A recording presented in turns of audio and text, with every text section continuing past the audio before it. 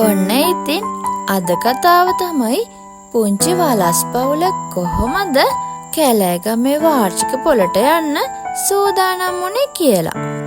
ඔන්න ඉතින් කැලෑගමේ වාර්ෂික පොළ පවත්වන්න සූදානම් කරපු එක උදේක පුංචි පවුලක් ලොකු අවදානම් වැඩක් කරන්නයි සූදානම. ඉතින් ඒක කරන්න ලොකු මීවදයක් තියෙන ගහක් යටට වලස් පවුලේ උන්නු 3 දෙනාම එකතු වුණා. ඒ තමයි වලස් තාත්තා, වලස් අම්මා වගේම වලස් පුතා. තාත්තේ බලන්නකෝ, ඒ මීවදේ නම් ගොඩක් මීපැණි තියෙනවා. ඔව් පුතා, අපි ඒක හිමින් ගලවමු. නැත්තම් මේ මැස්සන්ට කරදරයක් වෙයි. වලස් තාත්තා කිව්වා. ඉතින් වලස් අම්මා පුංචි බාල්දි 3කුත් අරන් ආවා. මෙන්න මේවට තමයි පුතේ පැණි දාන්න ඕනේ. හැබැයි මේවා පිරිසිදුව ගලවන්න ඕනේ, හරිද? වලස් අම්මා කිව්වා.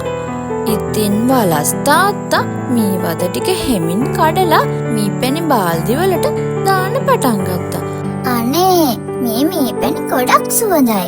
පුංචි වලස් පුතා කිව්වා.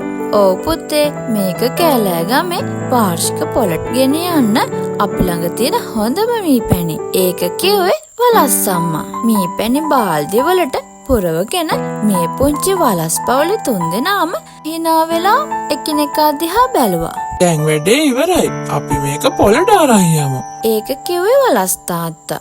ඉතින් ඔන්න ඔය විදිහට හැමෝම එකමුතුකමින් වැඩ කරා වගේම කොහොම හරි මේ පුංචි වලස් පවුල මේ රසම රස මීපැණි කැලෑගමේ වාර්ෂික පොළට අරන් යන්න සූදානම් කරා.